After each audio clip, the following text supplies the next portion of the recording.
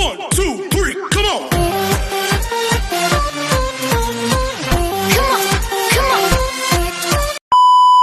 Hi everyone! Good evening! I'm back! It's your Mama Sam dito sa Sam Sam TV. Kamusta naman po kayong mga amigo, amiga, kumare at kumpare? Sana lahat kayo ay okay na okay ngayong gabi. Syempre kung ako naman ang tatanungin nyo sa awa ng Diyos, eto, bongga ang beauty ng Mama Sam ninyo, diba? So yun, nakakaloka. So galing akong nagpamasahe at ayun, so ang sarap ng feeling. Parang lumabas yung yung sipon, yung pagod. Anyway, itutulog ko na ito mamaya-maya konti ng bonggang-bongga. Bago ako matulog, gusto ko muna tsumika sa inyo ng todo-todo at kamustahin kayong lahat, lalo-lalo na yung mga kaibigan natin na nasa abroad.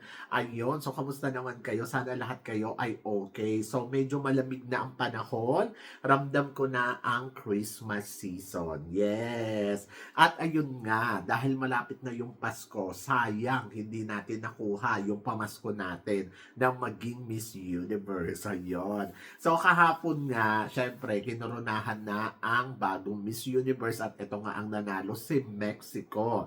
So, sa kabila nun lahat ng mga pangyayari, maraming hindi naniniwala na dapat si Mexico ang manalo or dapat ang mag-uwi ng corona ng Miss Universe. Hanggang ngayon ay talaga namang hindi pa rin tayo makaget over dyan ng bonggang-bongga, di ba?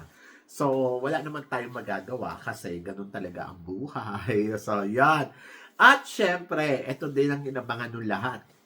Kung ano nga ba ang magiging kapalaran ng ating pambato na si Maria Atisa Manalo. 122 candidates sa Miss Universe ang nag-compete at ayun nga, nakuha natin ang posisyon na lima, di ba?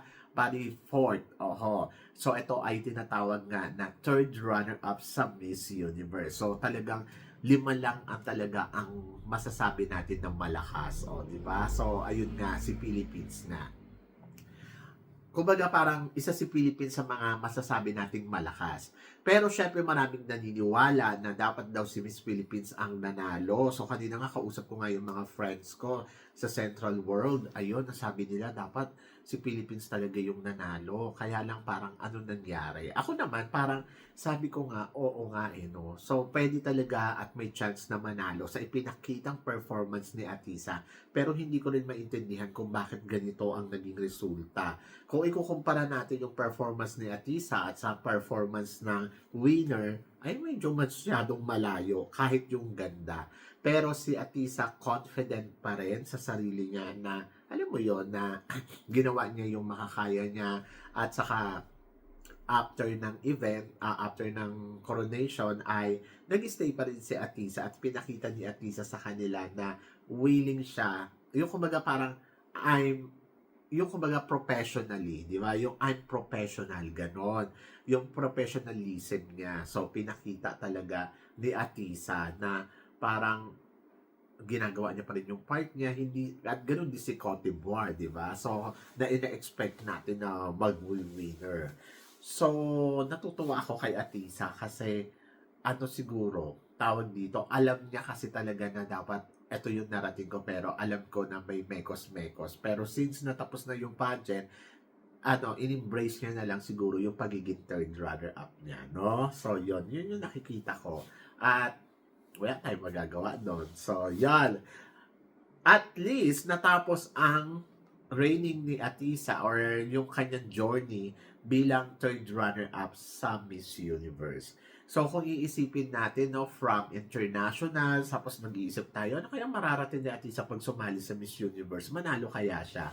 So, eto din yung naging na parang, kung iisipin mo, sa lahat ng mga lumaban dito sa Miss sa Miss Universe na galing sa Miss International, yung lahat ng lumaban dyan ay talaga namang, alam mo yon na parang lahat sila ay magaling.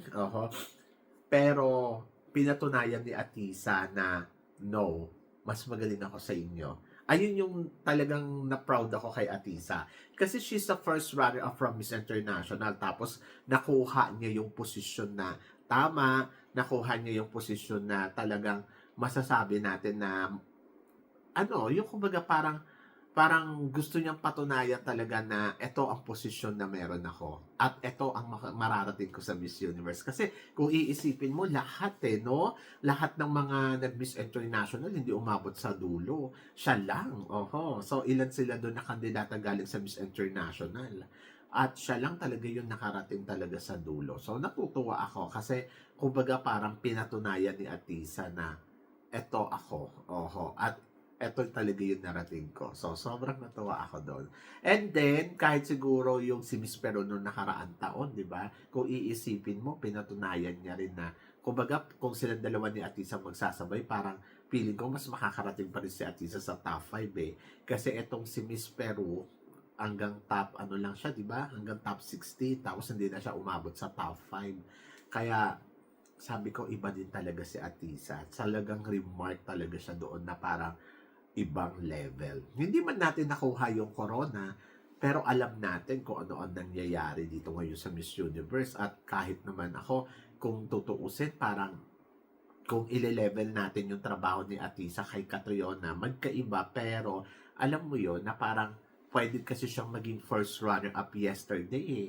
Kung tutuusin ha, kung talagang maayos lang yung resulta, so parang feeling ko na nakawan talaga tayo ng posisyon, no? So yun, nakakalungkot. Pero ayun na lang, pampalubag loob, dapat matuwa na lang tayo sa naging posisyon ni Atisa Manalo dito sa sa Miss Universe. At ayun na, forever na siyang third runner-up.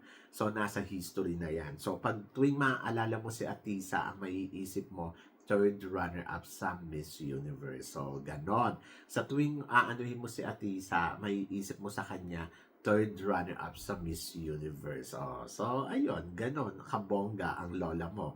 Kaya, sabi ko, okay na rin. Oo, happy na rin ako. Kasi, di ba, sa history yan. Catriona Gray level ba ang ipinakita ni Atisa Manalo? Kasi di ba sa Binibining Pilipinas sila din di ba? Parang kung tutuusin si Atisa yung sumusunod sa yapak ni Catriona. Kumbaga, parang kung tutuusin, di ba? Parang hamon to, challenge to, pero narating niya yung dulo. At silang dalawa talaga ni Catriona ang nabigyan ng malaking posisyon sa kabila ng ang dami-daming lumalaban noong 2018. Sa kanya yung ibinigay yung ikalawang crown. Ito nga ang Binibining Pilipinas International, di ba? So, dito naman sa Miss Universe, parang ganun din. Parang ganun din naman yung style ng sitwasyon ni Atisa Manalo. Kumbaga, kung si Catriona Gray ay nag-title sa Miss Universe, si si Atisa naman ay pinatunayan niya na kaya niyang ibalik ang posisyon natin sa top 5, di ba? So, malaking honor yon from 122 candidates. Diyos ko, pag nanalo pa siyang Miss Universe, ewan ko na lang. Pero sayang, no? Sayang yung pagkakataon na yon. Pero, ako tingin ko, hindi siya magmi-Miss Universe Kung halimbawa, ibibase na yung kay Cote d'Ivoire, parang feeling ko ang makukuha ni Atisa first runner-up talaga. So, yon. Pero kung papalarin pa, di ba maging title? Kaya lang, hanggang doon na lang talaga. So, hindi na natin mapupush. Hindi na natin na, kumbaga parang na ilalabad pa yon ganon. But, wala, hindi sila sinuwerte. So, ang binigay sa kanila, fourth at saka third. Oh, 'di ba? Parang ano 'yun? Parang feeling ko nga pabaliktad yung resulta Dapat kasi si Cote d'Ivoire yung winner, tapos si Atisa yung first runner-up, tapos sila Fatima ang fourth runner-up, tapos si Vina ang third runner-up, and si Venezuela talaga ang second runner-up. Pero iniba nila Kumbaga parang butas na butas talaga, kita yung butas kita talaga yung parang ano to? Bakit ganun? Oho. Ang galing-galing ni Kote. Tapos biglang nilagay nyo lang siya sa fourth runner-up. Dito pala talaga obvious na obvious. Kasi kung iisipin mo, overbid na kung paano magsalita si Kote. Di ba? At saka si Atisa, parang hello. Hello world. Hello universe. Ganon. Parang hindi talaga. At kahit kay Fatima, Diyos ko, walang binatbat si Fatima sa pananalita ni Cotemboy at kung kaano siya ka-smart. Pero sabi ko nga, obviously naman, di ba, Mekos ang Miss Universe ngayon. At ayun yung nakakalungkot. Parang inagawan nila ng pangarap or ninakawan nila ng pangarap yung mga girls na to na nag-e-effort na mag-compete. Kumbaga, naghirap sa national pageant nila tapos para makapag-compete sa Miss Universe pagkatapos ganyan lang yung gagawin. Ay nako, nakakaloka. But bagamat, congratulations pa din kay Maria Atisa Manalo, ang bagong Miss Universe third runner-up. Diba? So, yon. So, kayo guys, ano guys ang masasabi ninyo dito sa mga pinag-uusapan natin ngayon? I-comment below mo yan para at least malaman ko naman kung ano naman ang chika mo dito sa mga pinag-uusapan natin ngayon. So, yon. So, syempre, maraming salamat sa inyong lahat sa suporta at pagmamahal na binibigay ninyo syempre dito sa channel ko.